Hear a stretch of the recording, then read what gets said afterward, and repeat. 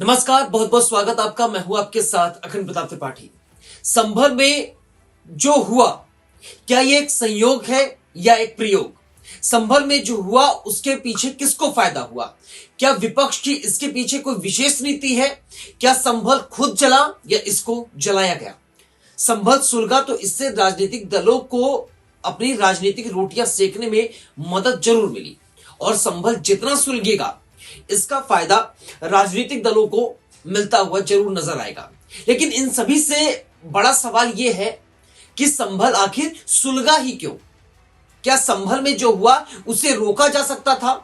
क्या संभल में तैयारियां पूरी नहीं की गई थी? क्या संभल में जो हुआ उसकी जानकारी प्रशासन और सरकार को नहीं थी?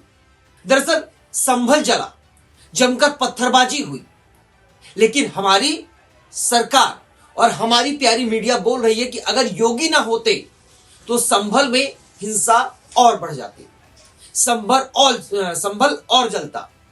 लेकिन इसमें सबसे बड़ी हार हमारे सरकार की है कि आखिर संभल इतना भी क्यों जला, इसकी पूरी जिम्मेदारी सरकार की है। सरकार के पास पूरे प्रदेश का लॉ एंड ऑर्डर है। सरकार के पास LIO यानी लोकल इंटेलिजेंस यूनिट है। ये सब धरे के धरे रह गए। आखिर ऐसा क्यों हुआ? क्या LIO के पास इतनी भी सूचना नहीं थी कि ये सब आगे ये सब होने वाला है? इतना सब कैसे हो गया और इसको जल्द से जल्द कैसे रोका जाए? तो ये मान लिया जाए कि संभल में जो कुछ हुआ वो सरकार का एक फेल्योर है। सरकार और प्रशासन इसको रोक पाने में पूरी तरह से असफल साबित रही है। पुलिस का जो कम्युनिकेशन है वो इस संभल मामले में पूरी तरीके से ध्वस्त होता हुआ नजर आया है। दूसरी तरफ बीजेपी ने खुद की ऐसी छवि क्यों बना दी है, जैसे आप 32-35 साल बाद कुंदर की जीतते हैं।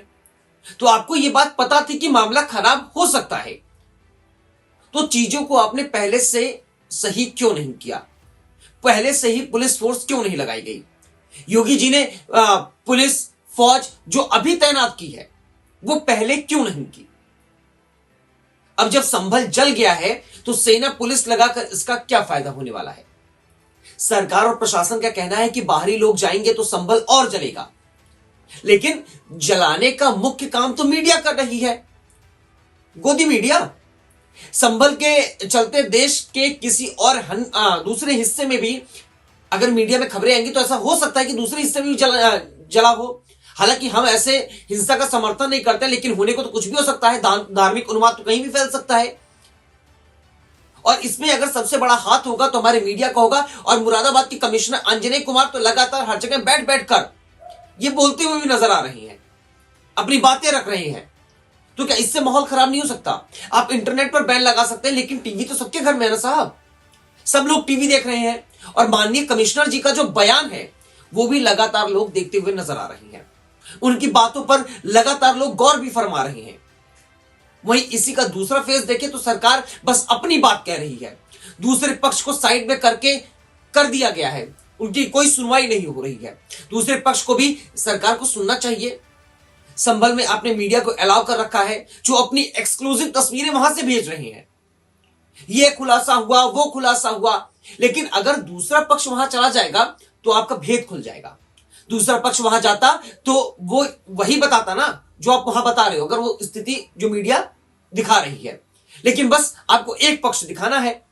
लेकिन अगर आपको डर है तो प्रशासन आपका है, अधिकारी आपके हैं, तो उनके साथ मीडिया और प्रशासन लगा दीजिए। जैसे कांग्रेस और सपा वाले जाते आपने उनको रोक दिया। तस्वीरें सभी ने देखी हैं कि कैसे समाजवादी पार्टी के नेताओं को वहां से जाने से रोक दिया गया, सपा के कई नेता को डिटेन तक कर लिया गया। अभी बीते दिनों अजय राय, कांग्रेस प्रदेश अध्यक्ष, उनको रोक दिया गया, वो धरने पर बैठ गए। अब आप बोलेंगे कि संभल में कानूनी प्रक्रिया चलेगी, लेकिन साहब पहले आपको तय करना चाहिए कि आपको करना क्या है। पहले आपने बोला कि हम 30 तारीख तक संभल को बंद रखेंगे, सभी ने कहा और इस बात को मान लिया, कहा कि भाई कोई नहीं जाएगा 30 तारीख तक। लेकिन एक दिन पहले आप फिर ऐलान कर देते कि नहीं 10 तारीख तक संभल बंद रहेगा। ये हालात ये दर्शा रहे हैं कि आपका प्रशासन संभल को कंट्रोल कर पाने में पूरी तरीके से नाकाम साबित हुआ है। 7 दिनों तक आपका प्रशासन, मतलब 7 दिनों तक अगर देखें आपका प्रशासन वहां पर लगातार लगा रहा, लेकिन वो पूरी तरीके से फेल साबित हुआ है। संभल की आग बुझा पाने में आपका प्रशासन पूरी तरह से विफल साबित हुआ है। इतने दिन बीत जाने के बाद भी संभल की जो आग है उसको बुझा पाने में आप पूरी तरीके से नाकाम साबित हुए हैं। और आप सुशासन की दुहाई दे रहे हैं। आप ये कह रहे हैं कि यूपी चंगा नो दंगा। एक तरफ योगी जी बोलते हैं कि बटेंगे तो कटेंगे, तो वहीं दूसरी तरफ प्रधानमंत्री जी बोल रहे हैं एक रहेंगे तो सेफ रहेंगे। यानी आप खुद बांटने की राजनीति कर रही हैं। अंग्रेजों की जो नीति थी ना, बांटो और राज करो, उस नीति को आप खुद अपनाते जा रही हैं। और सवाल करने पर बोलते हैं कि हम पूरे देशवासियों के लिए बोल रहे हैं कि हमें बंटना नहीं है, हमें कटना नहीं है।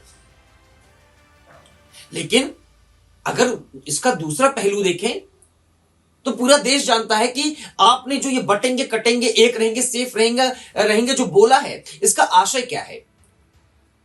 हालांकि आपने देश को पूरी तरीके से बांट दिया है। इसका जीता जागता उदाहरण हम संभल में ही देखने को मिल रहा है। आपने बटेंगे कटेंगे के साथ एक लकीर खींच दी है। महाराष्ट्र में आपने अपना नारा हिट होते हुए देखा, तो अब साल 2027 की विधानसभा चुनाव के लिए अपनी राजनीतिक जमीन तैयार करना शुरू कर चुके हैं। 2027 के चुनाव में हिंदू मुसलमान होगा और आपकी सियासत जमीन पर और अपने पैर पसारेगी। मोदी जी के रिटायरमेंट के बाद आप केंद्र की सत्ता में अपने पैर को जमाना चाहते हैं और इसके लिए आप धर्म से बेहतर कोई दूसरा उपाय आपको सूझ नहीं रहा है। यानी दूसरे शब्दों में कहें कि 2027 के लिए संभल हिंसा आपके लिए एक प्रयोग मात्र है, क्योंकि जितना संभल जलेगा उतनी कट्टरता आपके साथ आएगी। और आरोपियों के पोस्टर चस्पा करके आप ये दर्शाना चाहते हैं कि हर जुर्म और मुजरिम आप दोनों के खिलाफ है, और इससे आपकी छवि और बेहतर और बेहतर और बेहतर होगी। यानी संभल का जलना एक संयोग है या प्रयोग, आंकड़े मैंने आपको बता दिए हैं। अब आपके विवेक पर निर्भर करता है कि आप इसको संयोग मानते हैं या प्रयोग मानते हैं। इससे किसको फायदा होगा, किसको नुकसान होगा, इसका अंदाजा खुद लगा लीजिए। और मुझे इजाजत दीजिए, आपसे फिर एक नई वीडियो के साथ मुलाकात होगी। अगर आपको ये जानकारी पसंद आई हो तो कृपया इस वीडियो को लाइक जरूर कीजिएगा। चैनल को अभी तक सब्सक्राइब नहीं किया है तो प्लीज सब्सक्राइब कीजिएगा। अगर आप फेसबुक पर देख रहे हैं तो इसको चैनल को मुझे फॉलो करना बिल्कुल मत भूलिएगा। तब तक अपना खूब ख्याल रखिए। किसी और दूसरी वीडियो में आपके साथ मुलाकात होगी, तब तक मुझे दीजिए इजाजत। नमस्कार, जय हिंद, धन्यवाद।